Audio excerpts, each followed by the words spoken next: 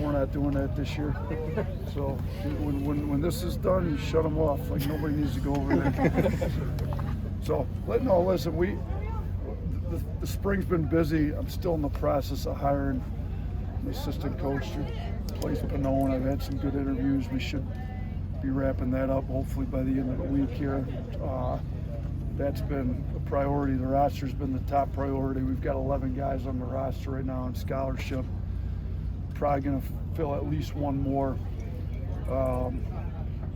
See what happens. There's still some decent guys out there. If we went into the season with just these 11, I think we'd be fine. But as you saw last year, some injuries happen. You need some depth. So we're still looking. We're looking at a couple guys. We'll see who's pulling their name out of the draft that's still in the portal. There's options out there like that. But the 11 guys we've got, I mean, we've kind of said moving forward, it probably looks like ideally a third, meaning if you end up with 12 or 13 guys on the roster, a third of them are guys that are returning, a third of them freshmen, and maybe a third of them guys in the portal. So we've got it similar to that now. We've got 4 returners.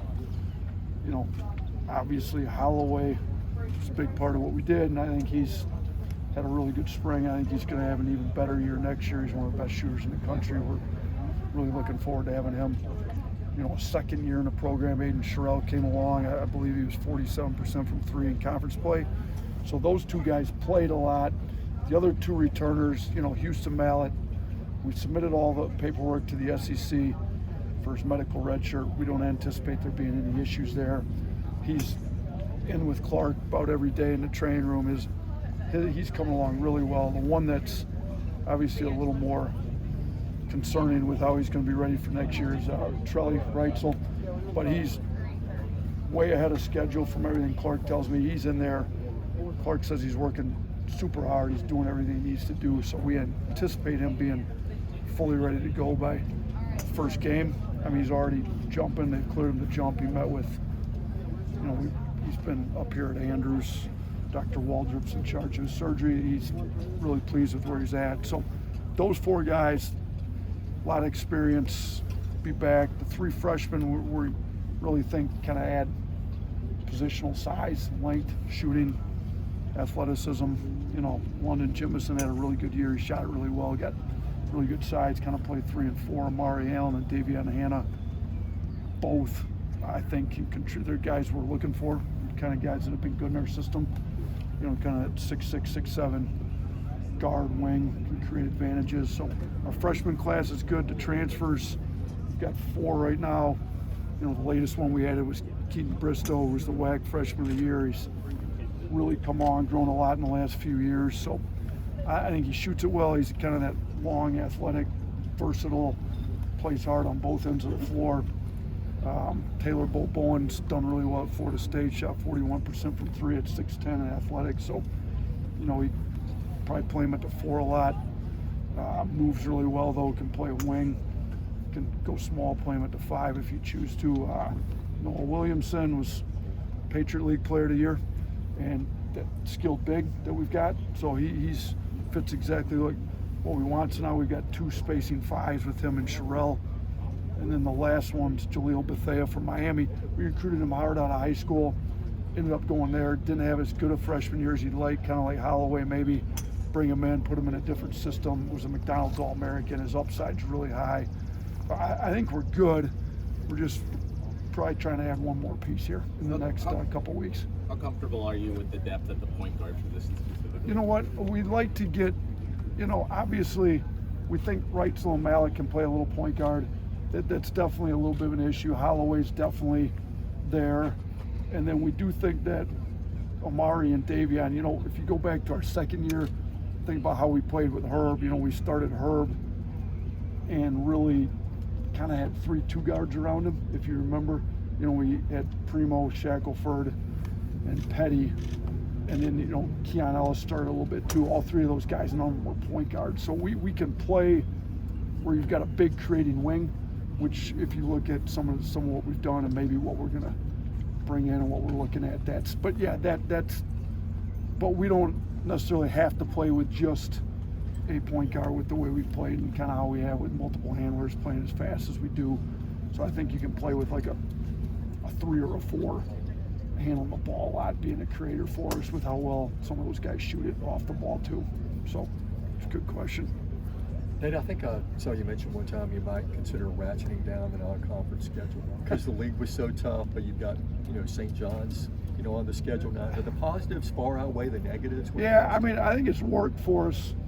You look at the success we've had. We've had the #1 strength of schedule in the country the last 2 years. I did make a comment along those lines, but 2 years ago when it was really tough, we lost 3 straight non-conference games.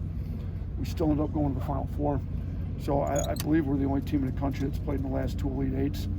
So I think it works. I think we peaked at the right time. I think going through a little adversity in a non-conference helps. And look, you really don't get punished for losing those games. When you look at your seeding for the NCAA tournament, the committee wants good non-conference games. I mean, if you look the first week of college basketball, we're going to play St. John's at the Garden. So it's going to be our second game. So, like, ready or not, you better be ready to play right out of the gate this year. So I'm looking forward to it. I mean, the Garden's, one of the best places to play college basketball. It was an opportunity we didn't think we could pass up. St. John's was, won the Big East, 2 seed in the NCAA tournament. They play a little bit different style. Like, we're going to have to be ready for their pressure.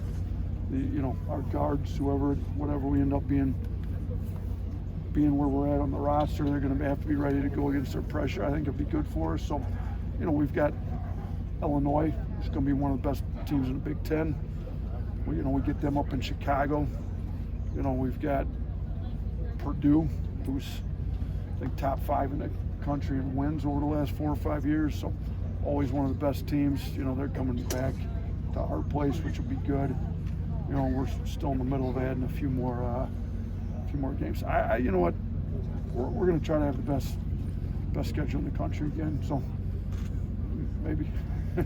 Maybe it's 7 really good ones instead of 8 really good ones. I don't know. 2 more. Hey, what do you think about the rise of Bucky McMillan? A few people can relate to that, but I think it's pretty cool. Like I got here, I talked to Bucky, and I talked to him even about an assistant role, and then I told him, like, look, man, you need to get to wherever you're going to get an assistant, and fortunate for him, he's able to jump right from high school head coach. Just do it on your own accord and how good as you are, and that'll be better. And he did. I mean, he got to Samford, hit it out of the park. Me and him have talked a lot. I've talked to him even a few times since he's got to A&M, and I think, when he says it, like, the success I've had here, I think helped him a little bit with just high school coaches can do it. And I think it's great for all the really good high school coaches around. I mean, he went right from high school to Samford, hit it out of the park, and now he's in our league. So, he's going to have former player of ours.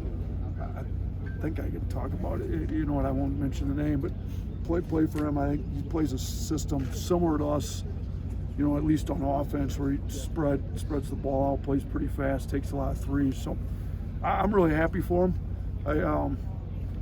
I've gotten to be friends with him, and I'll be pulling for him outside of the time he's got to play us. So hopefully his offense doesn't look that good when he plays us, but he's done a really good job, so I'm happy for him. what do you think about the? Go ahead. Good. Thanks. Coach, Well, yeah, go ahead. I had a golf question for you. I'm wondering if your approach to basketball bleeds into your golf game. You break out the track. Yeah, kind of guy? listen. So I've thought about this. This occurred to me this week. Like my coaching, my goal in coaching and my goal in golf is very similar. Like 100's the number, right? So we're trying to get to 100 when we coach, and we've done it enough times, with playing up and down. And if we don't get to 100, I'm a little disappointed. My goal in golf similar. It's just I'm trying to get down to 100 instead of up to 100. So if I can get down to 100 with my golf, which isn't very good, obviously my golf game stinks. So, but if I can, be under 100 in golf, be over 100 in coaching, that's the number. So 100's the number. Hopefully today I'm under 100. Hopefully when we coach we're a little over 100. But yeah, I'm not a very good golfer. So 100's the number both ways. So got it. All right, roll tide. Appreciate you guys.